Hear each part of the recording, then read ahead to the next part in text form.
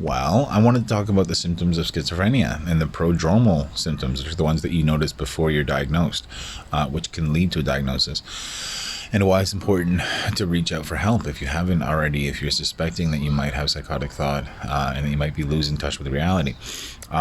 So the definition of schizophrenia is a state in which you've lost touch with reality, and that's actually very broad spectrum of disorders. There's many different types of schizophrenia. As I mentioned before, there's catatonic schizophrenia, which is where you don't move around very much because you're so overwhelmed by your own senses and your own delusions and hallucinations and stuff. And there's paranoid schizophrenia, there's disorganized schizophrenia, there's drug-induced schizophrenia, there's a few others, which I forget right now. The schizoaffective disorder, which is what I have, which is when you have enough symptoms to be diagnosed with schizophrenia, but you also have a major underlying personality disorder, which could be bipolar or any of the other personality disorders. Mood disorders, not personality disorders. I also have a personality disorder, but that's unrelated. If you have a major underlying mood disorder as well as your schizophrenia, then you're diagnosed schizoaffective. And the prevalence of that is not very high at all. It's very, very uncommon. Now, the thing is, with the symptoms of schizophrenia, when you lose touch with reality, you do that usually in one of two different ways, which is either a hallucination or a delusion. An hallucination is when you see or hear or otherwise sense something that is not there for everybody else, which is very tricky to put into context. Because all of our realities are separate and all of our senses perceive things differently and all perception is unique. So how do you classify somebody's perception as being wrong? How do you sit down as a psychiatrist and say, well, you shouldn't be having those thoughts or you shouldn't be seeing those things that you're seeing? Like, for instance, my sister is a registered therapist, and she was helping somebody through the mental health program here. She was visiting him at home, and he was complaining about the bugs on his leg. And he said he complained about this to a number of different people, but nobody had actually bothered to look at his leg because they all assumed he was just being schizophrenic and thinking about bugs on his leg that weren't actually there. And she asked him to lift up his pant leg, and he did, and it was covered in maggots from where he had driven a railroad spike in his leg months or years prior. It was metastasized, or whatever the word is for when maggots decide to infest your body and start living inside you. But nobody had thought to see if there was a physical or a real reason for his symptom because they passed it off as part of his schizophrenia.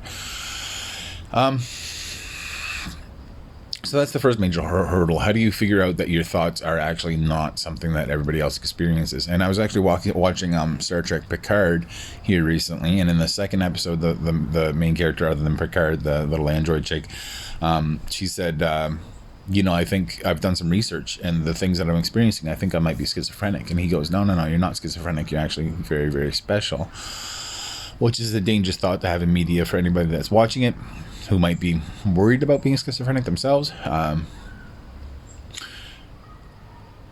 And I mean, even in different cultures, it's very different because you don't have a diagnosis of schizophrenia, you don't have medication. You might find yourself in a situation where your culture reveres you and thinks of you as somebody that can communicate with the religious idols or the other planes of existence, and in India and in China and stuff, if you're young and you're experiencing these hallucinations or delusions, you're actually given a mentor, and they teach you that that's okay and that you're not alone. And that's the biggest hurdle that I had to face when I was first diagnosed, was that I thought that all of this stuff was happening just to me and nobody else understood. And then I slowly started finding out that people locally here were just as messed up and thought the same kinds of things and had the same kind of shared delusions about one love and one consciousness and things like that, which was very, very heartwarming for me because it made me feel like I wasn't alone and that I had people that I could talk to about these crazy thoughts that I was having. Because originally I tried talk therapy, with a guy here locally in the mental health system. And say what you want about Canada's mental health system, it's actually kind of crap. We don't even have a long stay unit here anymore in my local area, so we have to get shipped off about 45 minutes or an hour east or west or 2 hours south to get any kind of help. Anyway, yeah, so what was I saying? In these other countries, they'll give you a mentor, and they'll start training you to give advice or to otherwise illuminate people about their other planes of existence or their other psyches or their other alter egos and stuff, because we've touched that and we've experienced that, and nobody else is able to do that and come back to a sense of reality once the trip is over. And there's a lot of media out there about covering these people, these shamans that do help, and there's a lot of media that says they don't help very much at all, and they're actually kind of dangerous. And there's a lot of media that says that they're the most revered and special people in a given community, because they give kind of a spiritual connection to the land and to the spirits and to the things that can't easily be seen, and they can provide, like I said, advice that means much more to the individual who's religious or who's spiritual than advice in the physical world would. Either way, we live in Canada and the Western world where that doesn't actually happen. That's not the case, and we try to get help, and we try to return to a sense of normalcy, and I did bash medications in one of my earlier videos, but I'm prescribed an antipsychotic that I absolutely require, or else I would be bedridden and catatonic and crushed by my own delusions and hallucinations. So like I said, hallucination is a symptom that basically you see or hear or otherwise perceive with the other senses things that don't really exist, and that can be any number of things. Like I've perceived whole beaches or whole beaches on other planets or things like that, while I'm also perceiving myself as something other than Jared Dunn, which is an out-of-body experience. And there's a word for that. I keep on forgetting it. I'll think of it later, probably. So once you lose track of who you are, and once you lose track of what you are, or even if you're human, or even if you're on Earth and stuff like that, it becomes a very, very scary situation, and you tend to withdraw into yourself and try to find some solace or peace while you're going through that experience. Delusions, I mentioned, are the other kind of psychotic symptom you can acquire that will put you at a difference from everybody else's perceived reality, which could lead to a diagnosis of schizophrenia. So a delusion is when you believe or otherwise subscribe to a theory in your own brain that doesn't really exist or that nobody else sees, and you could actually put a lot of weight into conspiracy theories or things like that, which a lot of schizophrenics do subscribe to because they've experienced something in the media, or they've been told a message, or they've otherwise experienced a hint or a clue that things aren't quite what they seem. And for me, that's been like I don't know, strange things. Like I don't know. Like one time I was out in the backyard there, and I just immediately realized that the way that the wind was blowing the grass in the air, and the way that the grass was reacting to the air, and the way that they were intertwined with each other, was a mathematical expression that I'd sent from myself from the future in order to save the world now from nuclear destruction. So I went and got a piece of paper and I started writing down the mathematical notation of these blades of grass, which made no sense whatsoever, but I was convinced that I needed to figure out the algorithm in order to apply it elsewhere to try and effect some kind of change that would save the world from destruction. And that's not really all that unique. I found out that's kind of a common thing, is had a delusion that will lead you to think that you're more important and that you need to, which is the delusion of grandeur, by the way, which is just a symptom. And that you need to act somehow. And that's one of the questions they ask you when they're going through the DSM-5's, the Diagnostic Service Manual version 5's questionnaire about how to diagnose schizophrenia, is do these voices or illusions or delusions or hallucinations, does any of this tell you to do things? And then if you say yes, the next question is immediately, do the voices or whatever tell you to hurt people or hurt yourself? And that's the tricky one, because if you tell them that you're considering harming yourself or harming another person, you might get red flagged and you might be put in the system against your will, and medicated until you don't feel that way, or at least you tell them you don't feel that way, because you're now a dangerous individual and you're now a danger to society in the physical sense, which is something they care about more than they should. So those are the positive symptoms of schizophrenia. Those are the ones that you gain after you've been diagnosed, the ones that you didn't have before, the abilities or symptoms or experiences that you didn't already have. Those are the positive symptoms, because they're like a plus sign, because you've acquired them. The negative symptoms of schizophrenia, then the minus sign, are the ones, those abilities or experiences that you've managed to lose from your diagnosis. So the symptoms that are much harder to treat and the symptoms that are much harder to diagnose are the things that you don't do anymore, that you used to enjoy, that you used to be really good at, like things like self-care, or shaving, or washing yourself daily, or changing your clothes daily. You might notice I'm wearing the same shirt I was yesterday.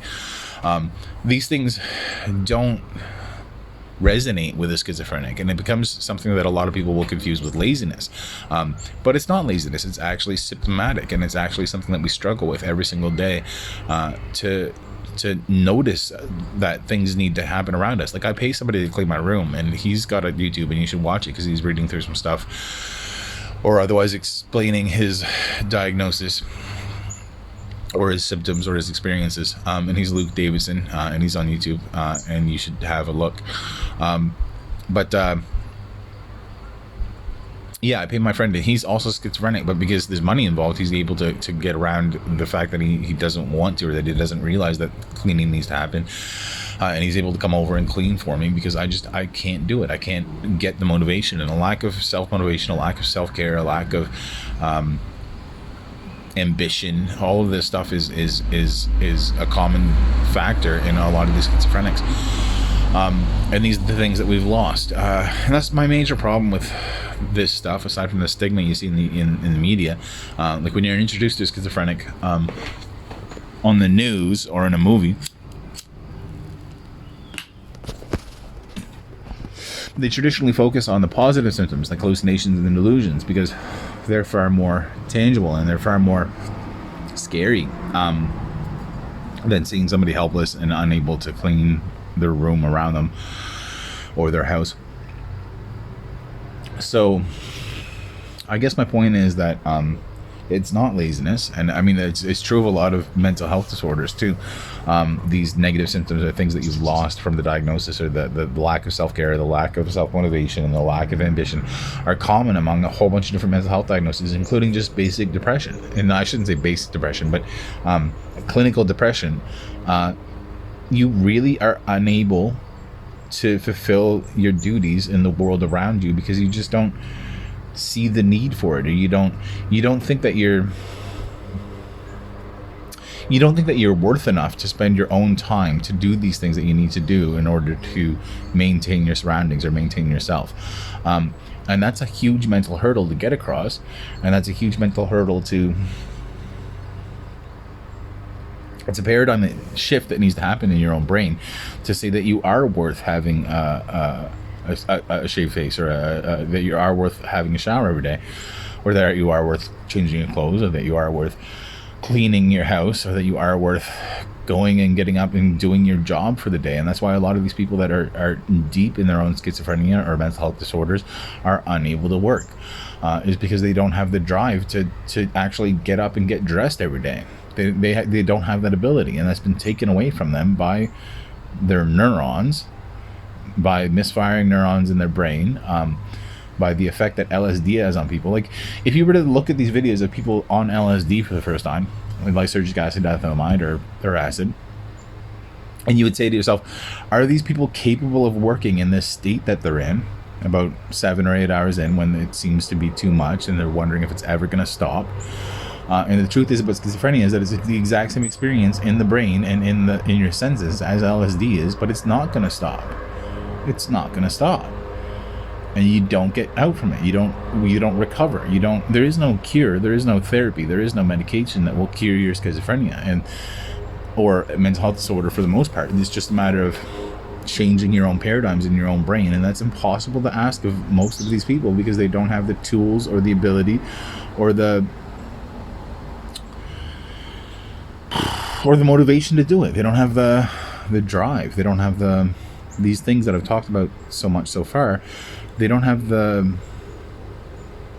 capability or the opportunity to change how they think and how they perceive. Because none of us do. I mean, people will say that people don't change. And my sister, again, is a therapist, and she's the first to argue with that and say she sees people change all the time. But how hard is it to identify in your own damn brain that you need to change your own damn thinking in order to have more positive results in life? And it's an impossible situation to ask of anyone, because we're all creatures of habit. I mean, humans are creatures of habit, and we just want to maintain the status quo, and we want to be miserable, and we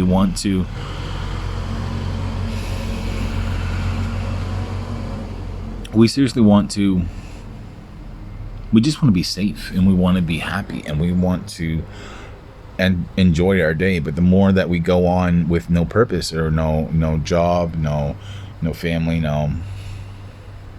even if there is a job or even if there's a family, even if we don't necessarily lack that stuff, we lack the derivement of any kind of enjoyment or satisfaction from these things, and so we lose interest and we participate in these things less and less until we get fired, or until we lose our family, or until we otherwise are unable to do these things. And I guess my point is that when you see these people with depression, or with bipolar, or with schizophrenia, or general psychosis, or any kind of mental health diagnosis that takes away from the human that they were. And I mean, I'm the first to admit that I'm half the man I used to be. I put that song on all the time, which I think is Stone Temple Pilots. I always thought it was Nirvana, but point is,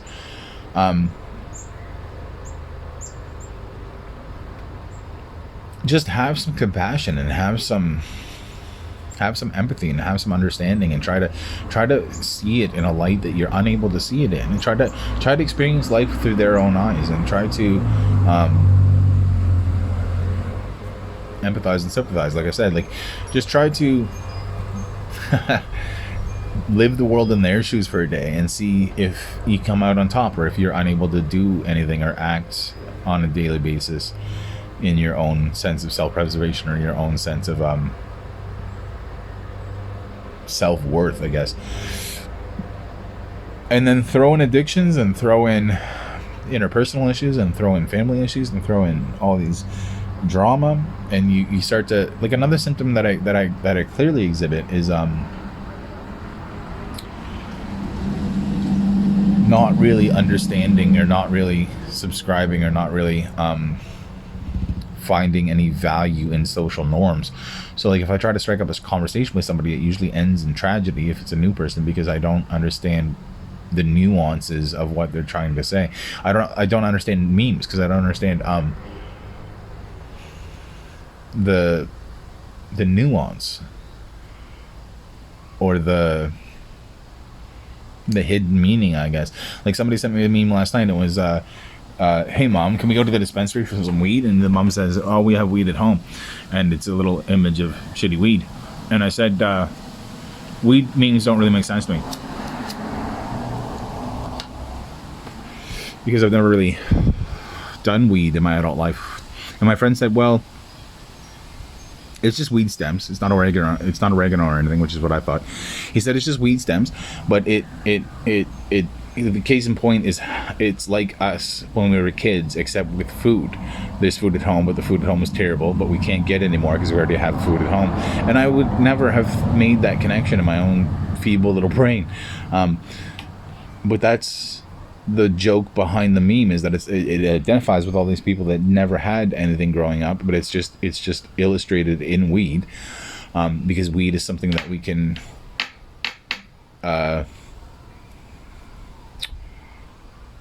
that we can identify with, I guess. That doesn't exactly say the point, but it just gets the point out there.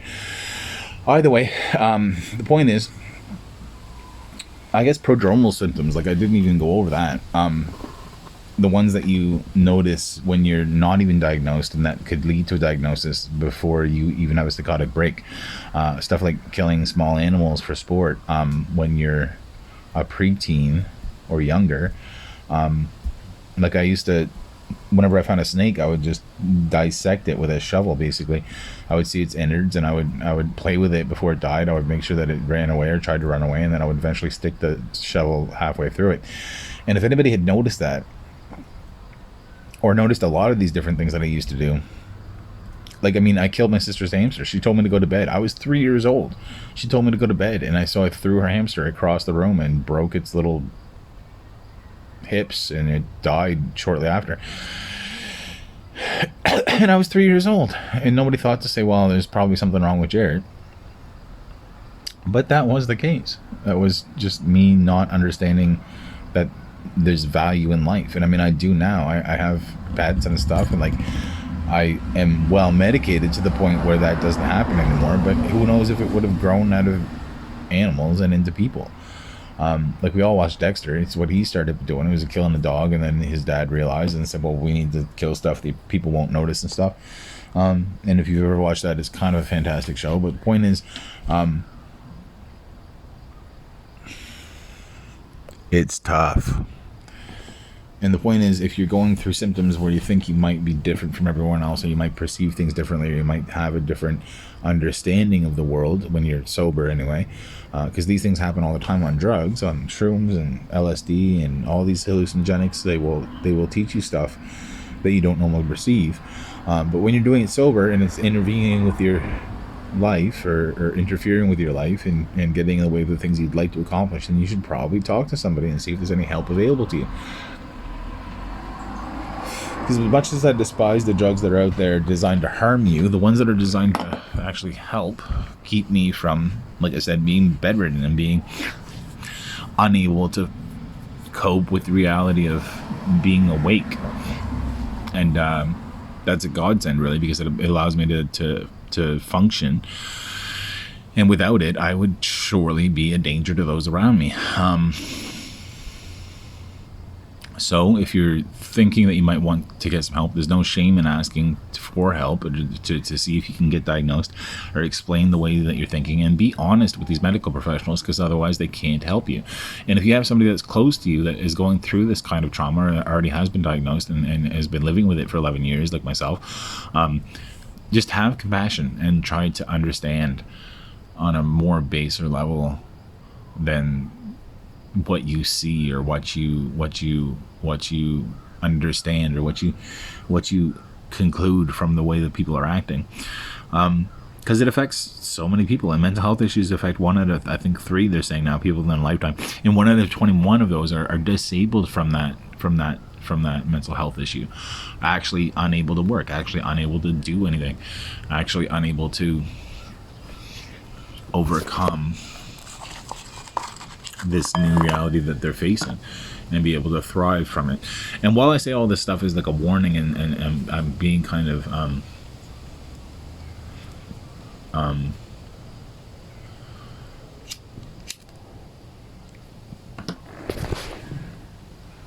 somber or sober about it, I guess, while I'm being kind of down about it and dreadful, it is kind of an exceptional experience, and it does allow you to think in ways that most people are unable to think, and it allows you to perceive the differences among people in ways that people don't normally get, and it gives you the kind of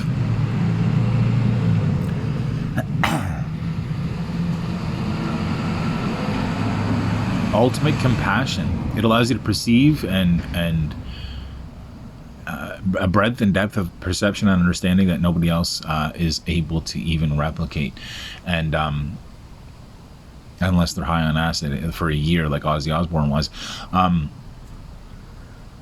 it allows you to think in ways that could help, and to because you're trying your best to help everybody now, because you've experienced life as all these other people in your life, and you're trying to do right by them.